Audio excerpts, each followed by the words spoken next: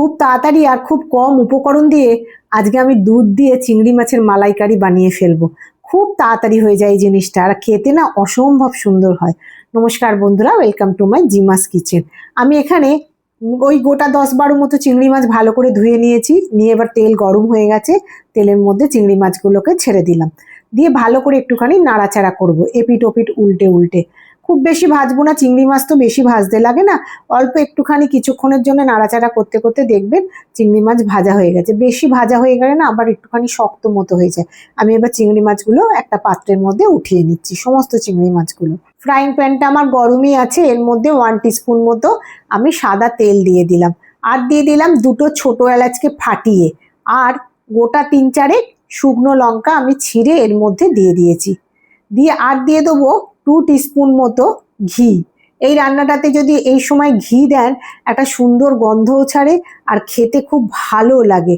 আমি ঘি দিয়ে ভালো করে এইটাকে এবার নাড়াচাড়া করে যতক্ষণ না একটা সুন্দর গন্ধ বের হচ্ছে ভাজতে থাকবো। আমি গ্যাসের ফ্লেমটা কিন্তু কম করেই রেখে দিয়েছি, না হলে এটা জ্বলে যাবে। দেখুন ভালো করে ভাজা ভাজা হতে হতে একটা সুন্দর গন্ধ বের হবে, তখন আপনি এর মধ্যে, আমি আগে সমস্ত মশলা জড়ো করে রেখে দিয়েছিলাম।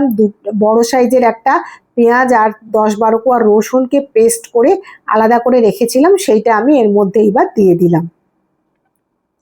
আর দিয়ে দেবো 1 টিস্পুন মতো আদা বাটা। দিয়ে এর মধ্যে দেবো 1/2 টিস্পুনেরও কম হলুদ গুঁড়ো আর 1/2 টিস্পুনের থেকেও কম লঙ্কার গুঁড়ো। এতে হলুদ গুঁড়ো আপনারা নাও দিতে পারেন, আর লঙ্কা গুঁড়ো যদি না দেন তাহলে আপনারা আরও গোটা 4 শুকনো লঙ্কা দিয়ে দেবেন। দিয়ে দিলাম পরিমাণ মতো লবণ। আর কোনো মশলাই এর মধ্যে পড়বে না।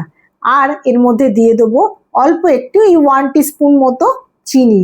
চিনিটা দিলে এর একটা আলাদা সুন্দর টেস্ট হয়। ব্যাস, এইবার অল্প করে আমি একটুখানি নাড়াচাড়া করে, গ্যাসের ফ্লেমটা কম করে রেখেছি যেহেতু সমস্ত মশলা দিচ্ছিলাম। নাড়াচাড়া হয়ে যাওয়ার পর ভালো করে কষানোর জন্য আমি অল্প একটু মিক্সির জার ধুয়ে জল দিলাম। দিয়ে এবার আমি এটাকে খুব ভালো করে কষাতে থাকবো। যতক্ষণ না কষানো হবে ততক্ষণ আপনি এটাকে কম আঁচ করেই কষাতে থাকবেন। এই রান্নাটা যেমন খুব সহজে হয়ে যায় আর তেমনি অত্যাধিক খেতে সুন্দরও হয়। আপনার বাড়িতে যদি কোনো গেস্ট হঠাৎ করে এসে যায় তখন আপনি এই রান্নাটা করে দিতে পারবেন। আমি কষাতে কষাতে দেখুন শুকনো হয়ে গেছে, আমি আবারও একটুখানি জলের মধ্যে দিয়ে দিলাম। মিনিট 10-5 ভালো করে আমি এটাকে কষাতে থাকবো। আর হাতে কোনো কিছুই আপনার দরকার লাগবে না, শুধু এই চিংড়ি মাছ দিয়ে ভাত খাওয়া হয়ে যাবে, পুরো ভাতটাই। আমি এখানে কষানো হয়ে গেছে। এরবার এর মধ্যে আমি 1 কাপ দুধ এর মধ্যে দিয়ে দিলাম। ফ্রিজের থেকে বার করে রেখে দেবেন, নর্মাল টেম্পারেচারে রাখা দুধটা এর মধ্যে ঢেলে দিন। প্রথমে আমি একটুখানি দিয়ে একটু ভালো করে নাড়াচাড়া করে নিয়েছি।